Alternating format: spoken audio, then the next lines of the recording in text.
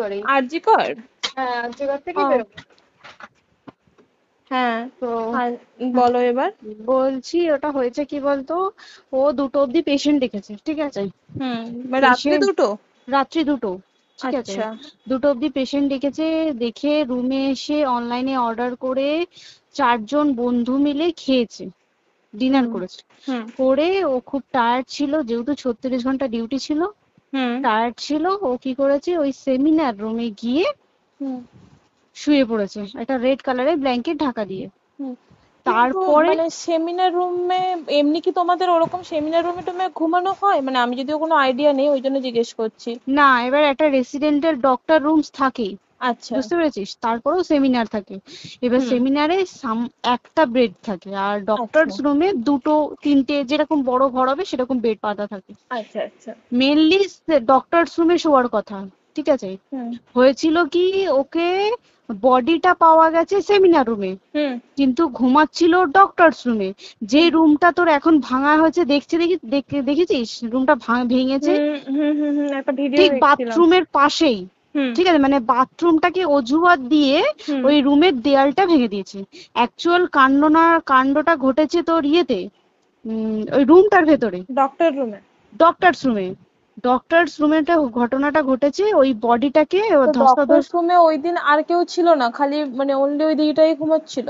হ্যাঁ, এবার তোকে আমি বলি, অন কলে নিশ্চয়ই একজন থাকবে না, না। ওরা জুনিয়র সিনিয়র মিলিয়ে থাকে, এমনকি থার্ড ইয়ার একজন থাকবে, সেকেন্ড ইয়ার একজন থাকবে, হুম প্লাস ফার্স্ট ইয়ারের ইন্টার্নশিপরা যারা থাকে তারা ইন্টার্নরা থাকে। হুম আর চেস্ট এমন একটা ওয়ার্ড হচ্ছে, কোভিড এর পর থেকে প্রায় হামেশাই সবার শ্বাসকষ্ট হচ্ছে, মানে আসছে মানেই শ্বাসকষ্ট হচ্ছে। হুম আর চেস্ট ওয়ার্ড আর চেস্ট মেডিসিন দুটোই হুম পাশাপাশি ওয়ার্ড, হুম ঠিক আছে। হুম তো কেউ কি শুনতে পায়নি?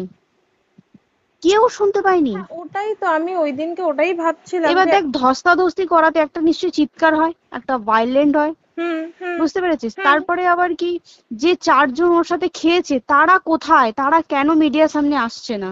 হুম তাই ঠিকই তো, তো।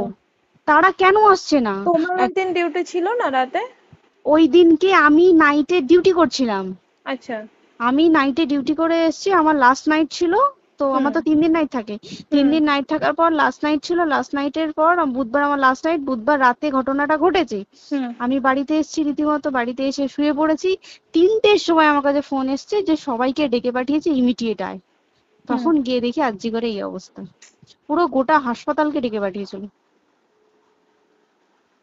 গিয়ে দেখি পুলিশ ছয়লা, মানে, আর ওকে যেভাবে, আমি তো বডিটা দেখেছি রে, মানে হুম আমাদের হুম হুম এখনো পর্যন্ত চোখ থেকে নামছে না। রীতিমতো মনে হচ্ছে মেয়েটা যেন আমাদের পাশে পাশে ঘুরছে, হুম একদম হুম হুম এরকম, মানে মানে অদৃশ্যমান, মানে আমরা এরকম ভাবতে পারছি না যে এরকম ভূত হুম থাকে বা একটা স্পিরিট থাকে বা কিছু। এখন আমরা বুঝতে পারছি না, ওর আত্মাটা এখনো ঘুরছে আমাদের আশেপাশে। দেখ, ওর আমার তলাটায় নাকি, তো ওর থেকে ও থাকে 4 তলায়, 4 তলায় ঘটনাটা ঘটেছে, ঠিক 2টো ফ্লোর নিচেই আমি থাকি, আমার আচ্ছা। রুমটা, ঠিক আছে। কিন্তু তাও আতঙ্কে আমরা মানে একদম স্তব্ধ হয়ে গেছে আরজিকরটা। কিন্তু ব্যাপারটা হচ্ছে, তাহলে ডক্টর রুম থেকে ওকে সেমিনার রুমে নিয়ে যাওয়া হয়েছে? হ্যাঁ, অবশ্যই নিয়ে যাওয়া হয়েছে। এবার দেখ, নিয়ে যাওয়া হয়েছে, ওকে যেভাবে মারা হয়েছে এটা একার পক্ষে সম্ভব অসম্ভব, না দিস একদম। Is a impossible. পুরোপুরি গ্যাং রেপ, গ্যাং রেপ ছাড়া কোনো কিছু নয়। আর শুধুমাত্র রেপ নয়, রেপ হলো, করলো, ছেড়ে দিল, ঠিক আছে, ওকে রীতিমতো মার্ডার করেছে। মানে মানে হিসেব মতো যা বুঝছি মানে তোমার কথাতে, হ্যাঁ, ওটা হচ্ছে ওর ওই বন্ধু বান্ধবও মেবি ইয়েস, জড়িত। এক্স্যাক্টলি। হয় ওর বন্ধু বান্ধব কেউ, ঠিক আছে, মানে 4জনের মধ্যে কেউ, আইদার ওকে এমন কিছু করতে বলতে। দেখ, বড় বড় কোম্পানিতেও তো এরকম হয়, মানে হুম হয় তুমি আমার সাথে কম্প্রোমাইজ হুম করো, নয় হুম তুমি হুম চাকরি হুম ছেড়ে চলে হুম যাও, হুম হুম হুম হয় তো। হুম হুম এ- এখানেও সেরকম কিছু একটা হয়েছে। যাকে যে ক্রাইম করেছে সেও কিন্তু নর্মাল ডক্টর নয়, কিন্তু সেও একটা ভালো পোস্টে র্যাঙ্ক করছে, বুঝতে পেরেছিস, তবেই কিন্তু পুরো ব্যাপারটাকে হসপিটাল চেপে যেতে চাইছে, পুরো ব্যাপারটাকে। তাহলে এই সিভিক যে, ও কোথা থেকে আসছে? এবার তোকে আমি বলি ওটা কোথা থেকে আসছে। আমাদের প্রিন্সিপাল চেঞ্জ হয়ে গেছে, ডেপুটি সুপার চেঞ্জ হুম হয়ে গেছে, তারপরে আমাদের ওই অ্যাসিস্ট্যান্ট সুপার চেঞ্জ, সব চেঞ্জ হয়ে গেছে। হুম তারপরে যে ওয়ার্ডের ডাক্তাররা ছিল, সিস্টাররা ছিল, ওয়ার্ড বয়রা ছিল, মাসিরা ছিল, সবাইকে ডেকে এখন হুম সাসপেন্ড করা হয়েছে। হুম তারা কোথাও যেতে পারবে না, রোজ গিয়ে কোর্টে গিয়ে দেখা করছে। আজকেও কোর্টে গেছিল সবাই। হুম তারপরে উম, তারপরে তোমার তোর এগুলো হলো, তারপরে তোর কি বলে, আরে বল না, ওই সিবিআই এটা হয়েছে কি, মানে ও সেই সঞ্জয় রায় যে ধরা পড়েছে, হুম অ্যাকচুয়াল কিন্তু ও নেই, হুম ঠিক আছে? ওর এতটা ক্ষমতাই হয় না। ও অত রাত্রে কি করতে যাবে? হুম ও অত রাত্রে ওখানে কি করতে যাবে? ওর না পেশেন্ট, ও নাকি বলছে দালাল পেশেন্ট নিয়ে গেছে। তো পেশেন্ট নিয়ে যখন গেছে, দিদিটার রুমে যখন যাবে, নিশ্চয়ই দিদিটার রুমে কোনো কাগজপত্র দেখাতে যাবে, সেই অবস্থায় গিয়ে দেখে যে এরকম এরকম ঘটনা, তা ঝাঁপিয়ে পড়েছে ওর উপরে। হুম এরকম কিছু কি, তাও কিছু নয়, শুধু গেছে, দেখছে ড্রিঙ্ক অবস্থায়, ওকে ক্যামেরায় দেখা গেছে ড্রিঙ্ক অবস্থায় গেছে আর এসছে, এইটুকুই দেখা গেছে। তারপরে হচ্ছে কি, তোর অনেক রকম এখানে অনেক রকম ব্যাপার আছে। যে দিনকে ঘটনাটা ঘটে, তার ঠিক দুদিন পরে ওই সেমিনার বাথরুমের অজুহাত দিয়ে সেম ডক্টর যে রুমের হুম দেওয়ালটা আছে, ওই হুম দেওয়ালটা ভেঙে দিয়েছে। কেন? প্রথমে ওকে বললো সুসাইড করেছে, আমাদের যখন ফার্স্ট খবর আছে তখন সুসাইড করেছে। হুম তারপরে যখন হসপিটালে যাই তখন গিয়ে শুনছি নাকি না, সুসাইড করেনি, এটা রেপ করেছে, রেপ করে মার্ডার করা হয়েছে। হুম বুঝতে পারলি, এখানে বিশাল বড় একটা গেম চলছে। এবার আর যে ওর উপর কি রাগ ছিল মানে? হ্যাঁ হ্যাঁ হ্যাঁ হ্যাঁ হ্যাঁ হ্যাঁ, একদম আমি তোকে কি বললাম, শোন, তুই যদি কারোর সাথে কম্প্রোমাইজ করিস তাহলে তোর পোস্ট হুম বাড়বে, হুম হুম তুই হুম কারোর সাথে কম্প্রোমাইজ করবি না, তোকে মার্ডার করে দেবে। মানে মানে ওরকম টাইপই কিছু বলছো তো? এরকমই টাইপের কিছু একটা ছিল। আইদার খুব রাফ, মানে খুব রাগ, খুব মানে খুব ওর উপরে খুব ফ্রাস্ট্রেশন ছিল, যারই ছিল খুব ফ্রাস্ট্রেশন ছিল। শুধু ওকে মারিনি রে, রীতিমতো মার্ডার করেছে। ওর যে ক্ল্যাচারটা ছিল, হুম ওর আমি ইউরিন, শুনেছি এটা। ওর ইউরিনের রাস্তায় ক্ল্যাচারটা ঢুকিয়ে দিয়েছে, তুই ইস, জানিস? মানে কি বলবো, মানে ওকে দেখা যাচ্ছে না, আমরা তো দেখেছি নিজের চোখে, ওকে দেখা যাচ্ছে না, মানে একটা ব্লিড। মৃত্যু কতটা, মানে এই তো মানে প্রচন্ড কষ্ট পেয়ে একটা মেয়ে মারা গেল না? আর ওর যে গলাটা চেপে ধরেছে, আহ ওর ওই চেপে ধরাতে মানে এতটাই জোরে চেপে ধরেছে যে ওর চোখ ফেটে রক্ত বেরিয়েছে। আহ, ছি, ছি, ছি। বুঝতে পেরেছিস মানে মানে? কি বলতো, যদি ধরা পড়ে না, উচিত মানে যারা এটার সঙ্গে দায়ী না আর এই ওদের। যে সিবিআইটা হয়েছে, সিবিআইটা একমাত্র আমাদের জোরেতেই সিবিআইটা এসছে। হুম মানে হুম আমরা ওই সঞ্জয় রায় একার পক্ষে সম্ভব না এইসব। তারপরে পোস্টমর্টম রিপোর্টে তুই জানিস, ওই আমাদের ভাজাইনা থেকে 150 গ্রাম স্পার্ম বেরিয়েছে। ইস, পোস্টমর্টম রিপোর্ট, 150 গ্রাম স্পার্ম, মানে বুঝতে পারছিস? হুম not a calculated, minimum, minimum কম করে 6 থেকে 7 জন করেছে ওকে rape।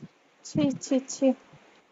ওই জন্যই তো আমরা এতটা বেশি ভাইলেন্ট হয়ে গেছি, বুঝতে পেরেছিস? আর তারপরে আমাদের, দেখো, একটা মেয়ে তার কাজের জায়গাতেই ছিল, এমনটা নয় যে রাস্তাঘাটে কোনো বিপদ, ও তার কাজের আরে জায়গাতেই সেফ নয়। শোন, কেউ যদি স্ব ইচ্ছায় কারোর সাথে রিলেশনশিপে গিয়ে করতে চায় সেটা আলাদা জিনিস কিন্তু, হুম ঠিক হুম আছে? কিন্তু কেউ কারো বিরুদ্ধে এইভাবে করতে পারে না রে, তুই জানিস না? মানে ওয়ার্ডে দেখ, কম বেশি আমরা সবাই ঘুমাই, কম বেশি আমরা হুম সবাই জেগে হুম থাকি, জেগে তো থাকি। তাতে কি কেউ শুনতে পায়নি? তার কি একদম সেটাই। ভাইলেন্স ছিল না?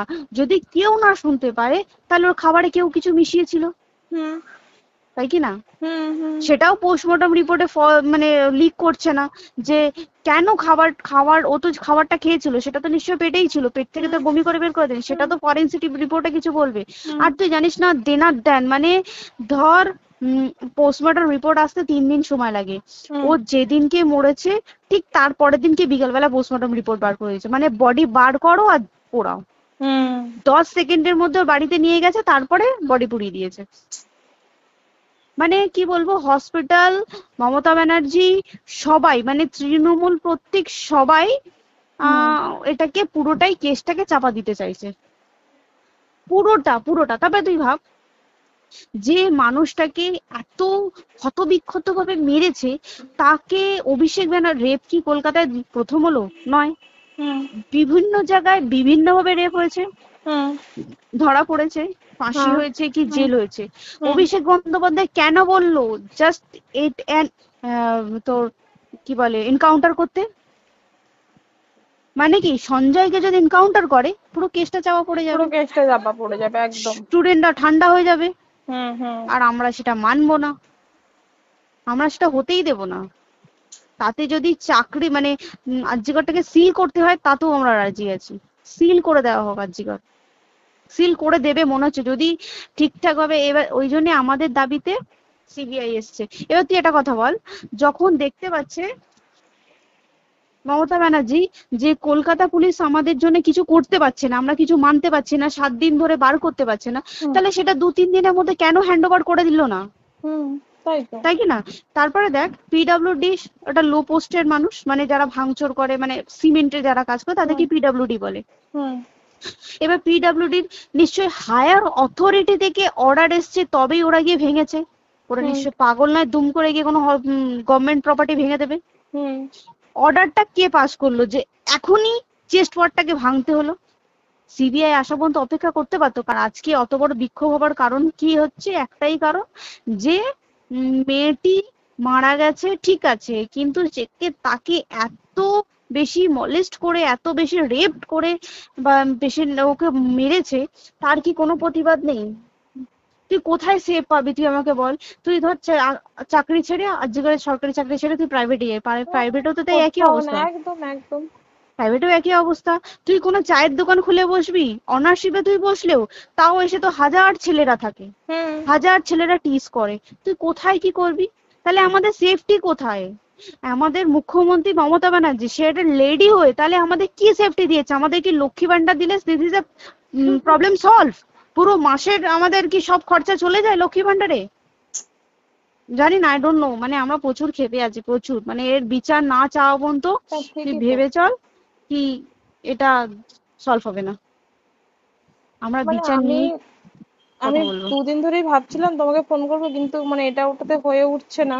আর তোমাকে তো হুম। আমি ওই দিন রাতেই হোয়াটসঅ্যাপ করলাম না। হ্যাঁ হ্যাঁ এবার হ্যাঁ। তখনই না আমি ব্যাপারটা অতটা বুঝতে পারিনি, আর আমার তার পরের দিনই ভোরবেলা ডিউটি।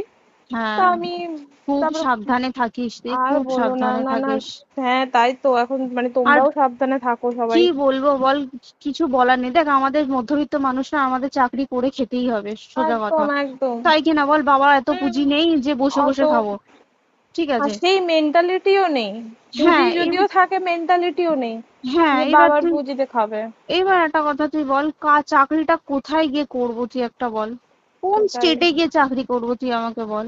ওই যেমন, মানে এটা হয়তো আমার মা যেমন বাড়িতে থেকে 7টার মধ্যে ঢুকে যাও, দিদিকে তো ধরো অনেক রাত অব্দি 9টা, 9:30, 10টা অব্দি ল্যাবে থাকতেই হয় না। এবার তুই কি করবি কি বল, কি করবে করবি? বলো তো, এখন নেই। কিছু করার আছে?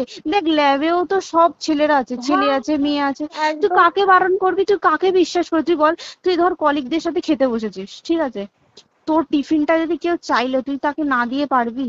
না একদমই, আর কার মনে যে কি আছে সেটাই তো কি খুব বলবি সমস্যা। বল? এবার তুই বল খাবারটা যে খাবি, তোর টিফিন কেউ চাইলো বা তোকে যদি কেউ বললো কে একটু একটু খা, যেমন আমরা শেয়ারে হয় স্কুলে হ্যাঁ যেটা আমাদের আমাদেরও শিখে হয়, এসেছি, যেটা হ্যাঁ স্বাভাবিক, এটা সবারই এটা তো হয়। স্বাভাবিক। তুই বল তাতে যদি এরকম অবস্থা হয় তাহলে কি করবে মানুষ, তুই আমাকে বল?